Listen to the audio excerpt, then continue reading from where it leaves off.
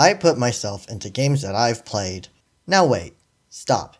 If you go and look at my channel, you'll see gameplay videos, and you might wonder, Foxinct, why the hell are you making this video? It doesn't fit with anything else you've ever done. Well, I wanted to. Also, this is my channel, so I can put whatever I want in here. Anyways, let's start with the games that I've played on this channel. Wildfrost, Ultrakill, Death and Taxes, Dredge, There Is No Game, and Minecraft. I'm crossing There Is No Game off the list because I don't really think there's a good way to put myself in that game. A quick note, I am using Fire Alpaca because it is free and I have used it since at least 2020, and I don't feel like switching to another drawing program despite its flaws, like having to go back in and manually add color to some parts because the fill tool isn't the best, but I managed. The speed paint option this software has isn't to my liking as well, so I am just recording my drawing tablet, which is definitely not in the 16:9 aspect ratio most videos are in. That's not really the focus of a speed paint though, so I just figured it was fine.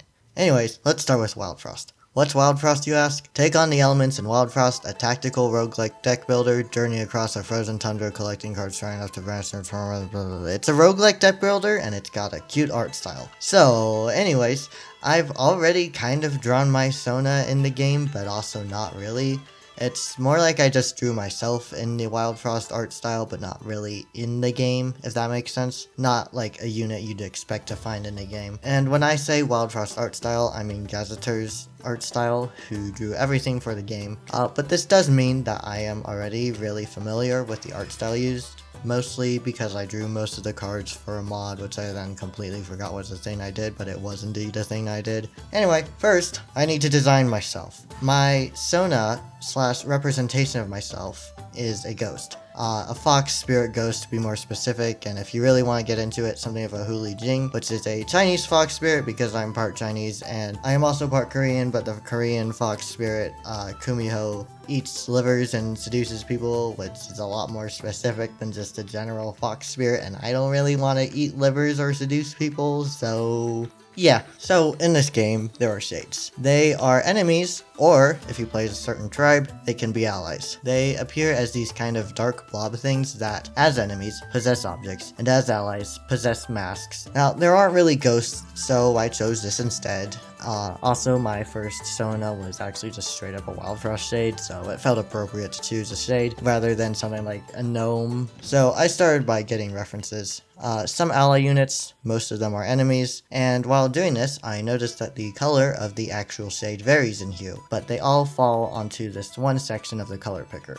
I also wanted to sort of keep the shape of this part of the coat on my Sona, and looking at Junjun and the Snow Knight, I decided that a kind of cloak would fit. Now, the biggest challenge here was making the mask. In the game, they seem to be symmetrical and consist of the base color and a secondary color, so no third color, which means I decide to get rid of the gold and save it for later. Fun fact, this is also the second Wildfrost mask I've designed. The first one took me like an hour or two to design. Holy. This part takes me a bit of time in finding a decent balance of colors that doesn't make the secondary color seem like too little, or have the shapes be too uninteresting. I end up using the gold color for the pupils, since Fallow has blue eyes and Junjun has pupils. It's kind of a cross with Fallow's third color and the pupils of Junjun. I also end up changing the final design a little bit from the one you see here, because I do go back a week or so later and realize that it looks kind of like a bowl cut, so yeah. Eventually though, I do get it, and I sketch a little mock-up to see how it all goes together. I design a simple spear, and then it's time to go to the finished image. So as previously mentioned, I have already drawn quite a lot in this specific style used for this game. Some characteristics of it are the line art being smooth and constant, no line weight and variation, bright and saturated colors, and cell shading. Anyway, the story of Wildfrost is pretty straightforward. Sun's frozen over, captured, blah blah blah. You defeat the Frost Guardian to set it free again and bring the sun back. Yay, yippee. There's not really a lot of lore here, and it's not really needed either, because the game's pretty put together as it is.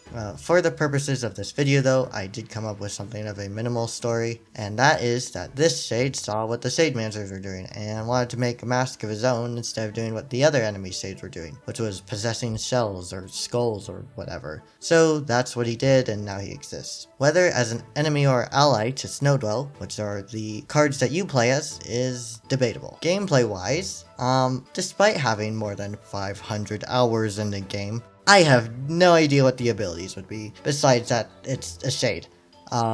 Maybe he's got like a consume mask that drops when you die so that you can resummon him. So that way there's not like multiple of him at the same... Oh wait, Shade Sculptor exists.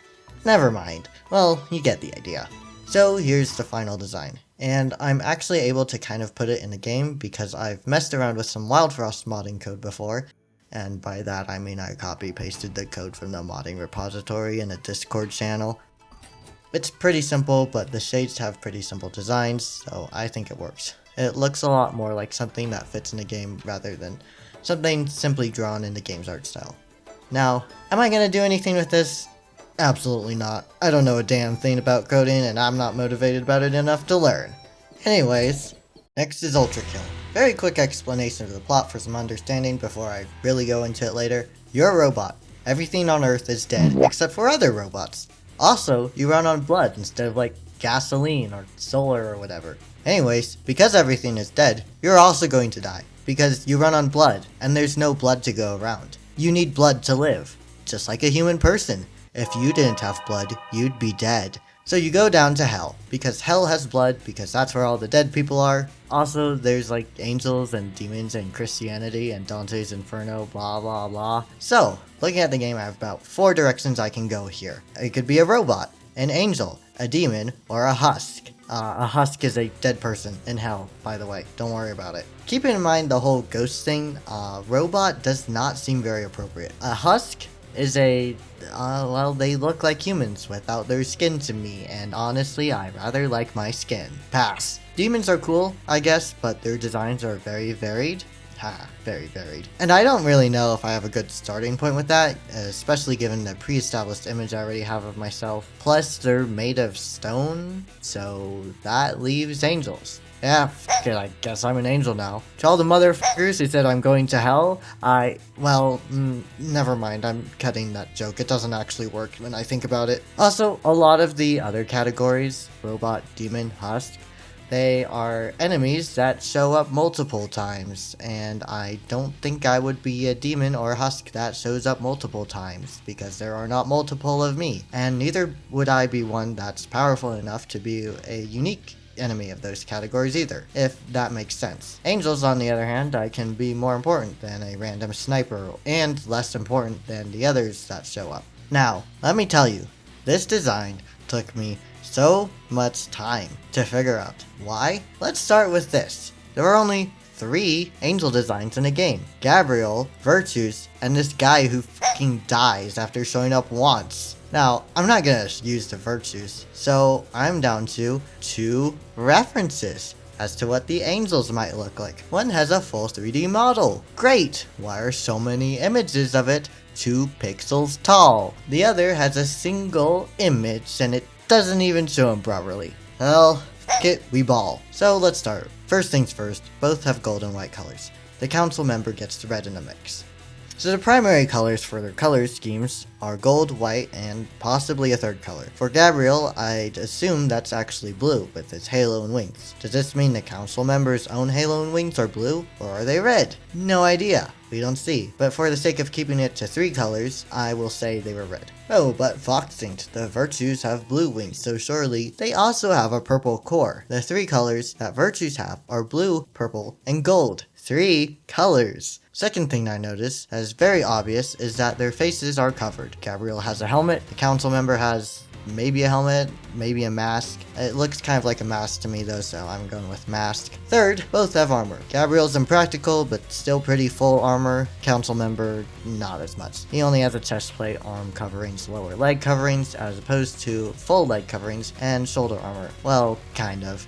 It looks more like an epaulet than an actual piece of armor though, but it is something on his shoulders. Both do have cloth elements as well. I'm assuming the council member has clothes under his armor because otherwise he's just kind of walking around pantsless with nothing on his legs, as well as obviously this long cloth thing he wears. Gabriel has a loincloth and a skirt which appears oddly smooth in this cutscene. Seriously, is that even fabric? But I digress. He doesn't seem to wear any other cloth elements though, at least according to this image, which I honestly imagine has to be uncomfortable, so I don't know, man. His armor already does jack shit to protect him though, so what's a little more jack shit practicality, I guess. Alright, back on track. So obviously, given a choice between a mask and a helmet, I'm going with a mask. I tried to take the shapes and the design of this mask and incorporate them into the design of the angel mask. One long vertical shape and then whatever else as long as it doesn't look exactly like a face. For the rest of the design, oh my god, this took me so long. The limb coverings were easy, obviously, the chest plate being just a little harder than those, but incorporating the cloth elements and making them look good was a whole different story. You see, I wanted to keep the same shape on the coat as I did with the last one, but for the longest time, both the colors and the shape of the cloth just would not work. I go through a lot of sketches, a lot of recoloring, especially recoloring, because the green just doesn't look right for some reason. Initially, I wonder if it's because it's too close to the opposite end of the color wheel, since green is a cool color and gold/yellow is a warm color, and if the red of the council members worked because red is also a warm color. And then, like the first human to learn that you can stand upright and use your arms as more than a second pair of legs, I make a discovery. I color in the wings. The problem, as I see it, was that the cloth was the only green element, which isolated the color and made it stand out in a way that did not look good. You might also notice here that I gave myself a smaller pair of wings, which is how I decided to integrate the tail into the design. Also, it looked cool, so whatever. So after lots and lots of experimenting with the cloth shape, I finally ended up with this. A scarf. A fucking scarf. You know, the thing you wear in winter in real life? Why did it take me so long to come up with this? I have no clue. I might have been too caught up in trying to keep it similar to the council member's weird cloth that was just kind of draped over his shoulder, but whatever. At least I was able to keep the shape of the coat cut in the end. I then designed myself a spear with the same shape as the previous one, a halo which is just the shapes on the mask's ears rotated and kind of looks like demon horns, which is funny, and went on to the final illustration, which is a full illustration because this is a 3D game. I'm not learning Blender for this shit, and the only drawings in this game are really from cutscene images, so yeah, that's my predicament. Now, Ultrakill's cutscenes are in kind of a painted style. I would call it painted anyways. No line art or cell shading, but still very clean and neat while being able to see individual brushstrokes, which does allow me to not spend a million hours on rendering and be a little looser with the colors and whatnot. I also had two different ideas for the final image. Something of an enraged form, because I think just turning red is kind of boring and I wanted to do something funny with that, and one in 4:4 catching Pichu. Why? Well, you see, I miss my machineries. I miss them all. I'll be back. Anyways, I went with the first idea because I wanted to try something different and bend the rules a little, and also I couldn't come up with a background because I wouldn't be in heaven. I don't know where in hell it'd be, and doing this means I can just cheat and fill in the empty space with not background. See, I like biblically accurate angels and all the eyes, and I also like horror. Now for the story, this means I have to first figure out the rest of the Ultrakill story. After some extensive research, I was able to come up with a timeline. On Earth, humanity did a big long war and then said, nah, no more war. Peace and love. Let's go find hell now. And then they died. Like, all of them died. Like, the story of Noah's Ark, except Noah also died, and then the animals died, and everyone died. Then in heaven, God f***ed off at some point, and the angels were all like, oh God, what's happening? Except God didn't answer because he f***ed off, so they just went, what's happening? And took a while to organize themselves. Now, while they were organizing, these two guys, Minos and Sisyphus, and probably a third guy who's not in the game yet, so I don't know, decided that now's their chance, and they did their own little rebellions against heaven, because, you know, they're in hell. Most of the humans are in hell, basically. If you're not in hell as a human, you're a sniper. Minos became the HOA, said, this shit sucks, and then he made a city. Sisyphus, on the other hand, said, let's kill heaven, and made an army. to kill Heaven. Heaven finally locked in, made the council, and then Gabriel went to stop Minos and Sisyphus. He killed Minos, mistook Sisyphus for Marie Antoinette, and everything was great for Heaven again until the robots got thirsty and invaded Hell. The story that I decided on kind of follows what I did in my Death and Taxes playthrough, which was follow their directions for a while and then decide to fuck off and do my own thing, because who gives a shit what the boss wants, especially if the boss is like gone. Basically, during the chaos of God's initial disappearance, fakes his death, also disappears, and goes to hang out in Hell. And since he faked his death, he wasn't severed from the Holy Light and did not have to resubscribe to his free trial of living by returning to Heaven. Probably also at least saw Minos and Sisyphus at some point, given the timeline, saw them die, you know how it is. Also, he saved V2 because, when you can tell me why I like V2 so much, I can tell you. Anyways, this is the finished image cutscene thing. The glitch effect, I swear to God, it was so annoying to get because Bruh. Next is Death and Taxes. In the game, you are dead, and now you have to do paperwork for eternity. But the paperwork is actually choosing who lives and who dies. Also, your boss is British. Truly, this is hell. So there are a fairly decent amount of characters in the game with unique appearances to them, but I initially thought I would simply recreate my image in the game's art style with a different set of clothes since, well, there's already ghosts in the game. I started off by looking at the way that the characters with human faces were drawn. I will say, altogether, the style doesn't look very anime, but if you look at just the eyes, it does look very anime. I sketched a couple of features off of a face in the way that I intend to draw them, trying to keep it somewhat to the shape of my actual eyes and shit, which looks kind of cursed if you don't space them out enough and when you don't have them on an actual head. But you know, I also tried to design a suit, or at least the top half of a suit, with the rough shape of the same coat that I've been harping on about a bit. I say the top half because only the top half of any character, excluding the shopkeeper, is shown at any given time, except for maybe fates and a couple of updates. So really, just out of a lack of necessity, I don't design a full suit, which is kind of the same thing I did with the Wildfrost one. And of course, I choose a suit because in an office job, you're supposed to dress nicely, dress formally. At least in this office job, you're supposed to, but the option to wear goofy suits is also there. But wearing a goofy suit isn't something that I can see myself doing, at least to a job, so no goofy suit for me. After I have the suits designed down with an asymmetrical cut, I draw it on the base I have going and mess with the colors. As you might have already seen from the reference images I'm using, the colors of this game are very minimal. Bright yellow and blue are the most prominent, maybe a few others are used in some areas, but lots of the rest are in black and white or just very desaturated. I changed my mind at some point and draw the mask over the face, but it still seems lacking, so I leave it for a few days and try to figure out what it is I want to do about this. This is actually something I do a lot. If I'm stuck on something, if something doesn't look right, when I don't know where to go next, then I step away. I let the ideas I have spin around in my head.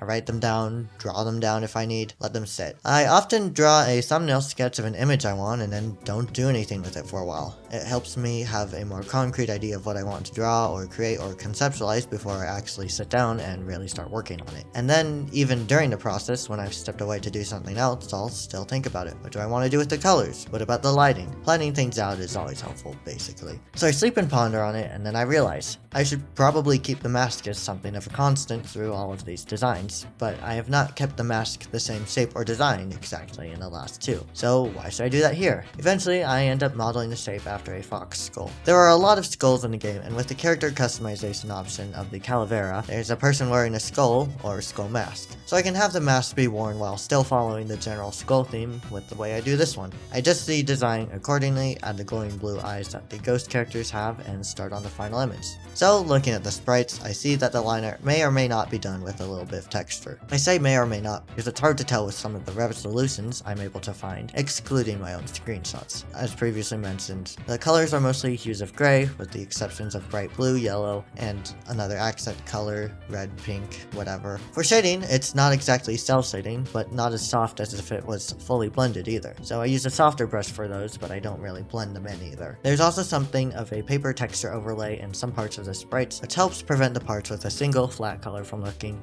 too flat. The paper texture that I got, and also the eyes for the last image, were from Pexels, a site I hugely recommend. They also don't allow Gen AI. I also went back and forth a bit about the ears on a skull, since there aren't actually ears on a skull, but it looked kind of odd without them, so I ended up keeping them. Anyway, for the story, I first have to expand on what exactly the setting of this game is. You play as a Reaper who decides who lives and dies through paperwork, but you're only in charge of people in a certain area. Because there are so many living things on Earth, not just people, there are a lot of departments in this establishment.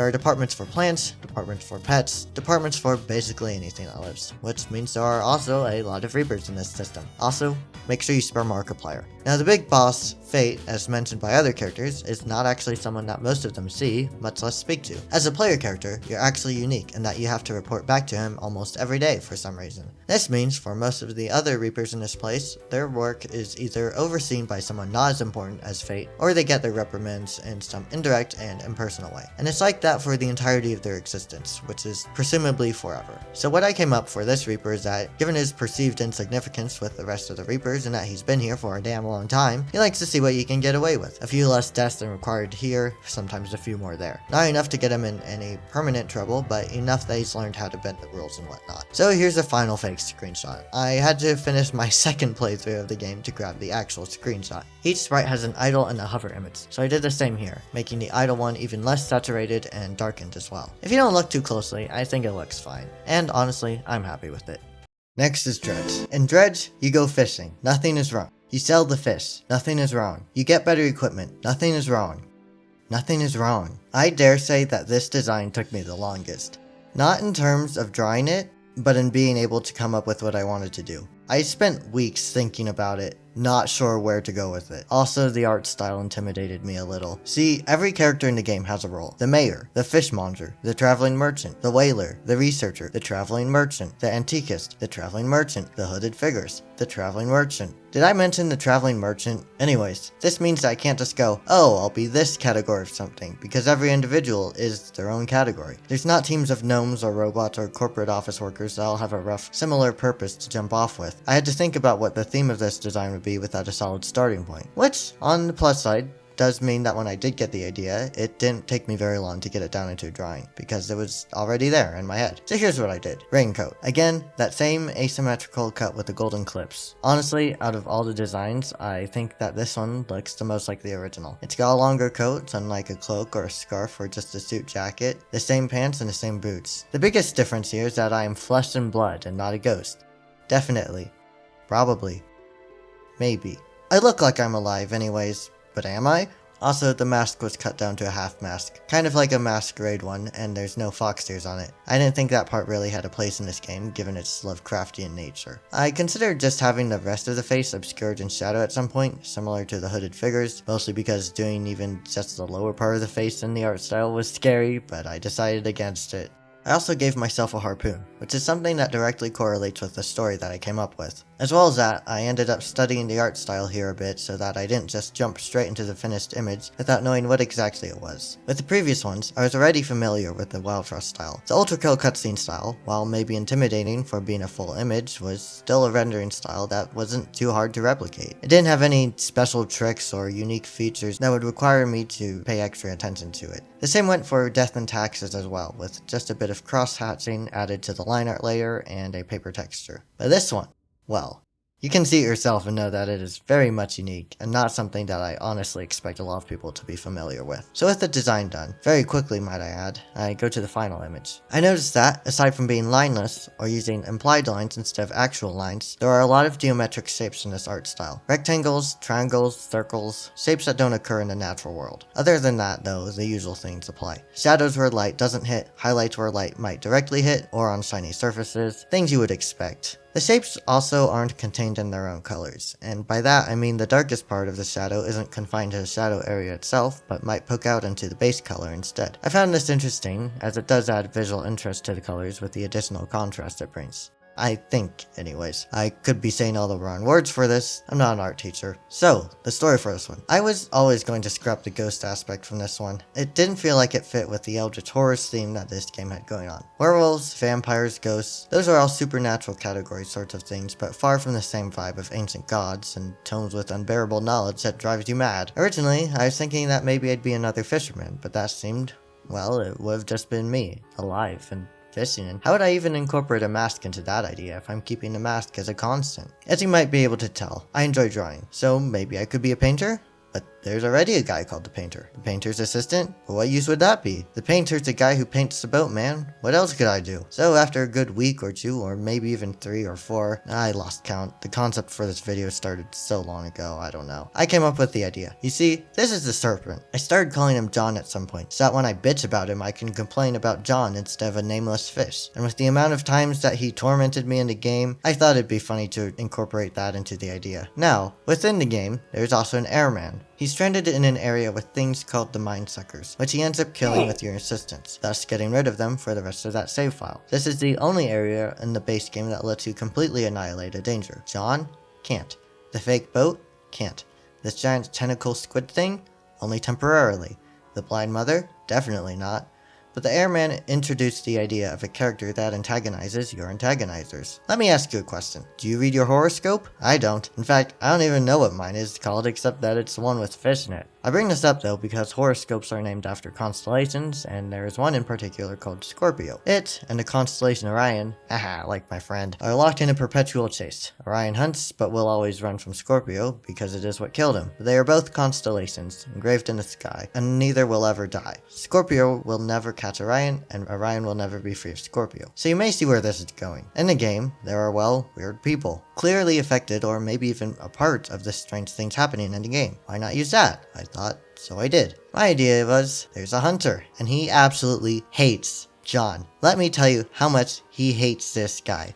There are his entire mission, like the guy in Moby Dick, I have never read Moby Dick, is to get this fucking fish right now. And for as long as he's existed, that's his thing. Wherever these aberrations are from, these huge creatures from another place or time that have invaded this world, he's also from there. He's always been hunting down John. Maybe he used to be normal, but then got sucked into this mess. Who knows? But one thing's for certain, he's not human anymore. Gameplay-wise, I think it might work kind of like the scientist in Stellar Basin. You give him something, maybe like special ingredients for bait, or something for his weapon, and then he'll go and chase down John for a while, letting you fish safely during that time without having to worry about this fake-ass piece of shit. So here's the final fake screenshot. This is actually 3 different screenshots layered on top of each other. One from the in-game camera, a screenshot from the same position, and a screenshot of the builder for the dialogue box. I'm honestly really happy with this one, but it also took a lot of effort, so that's probably why. I will also say that I noticed Dredge tends to play with the proportions a bit, like making the head bigger on some characters, but it's not something I did this time. Maybe if I find myself doing this again for some reason,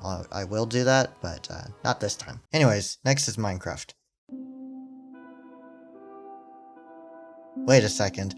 If you're listening to this, thanks for sticking around to the end. This was a ton of fun to make, even if I don't expect it to get more than like 10 views, but the process of drawing and coming up with jokes and writing the script was actually a lot more fun than I thought it'd be. I just really like designing things though, so taking one thing and seeing how it could fit in another setting was obviously fun for me. Even if that one thing I was taking is just my Sona and all of this is just blatant self-inserts or whatever they're called, but you know what they say, he who cringes has subject himself to a prison of his own making. Why is the Ultrakill segment so long there? Is there really that much more lore in a shooting game than any of the others here? And that's all for now. I will see you next time, maybe, if you want, or maybe not. If you want to disappear mysteriously into the night, I'm not gonna stop you. I don't think I could anyways.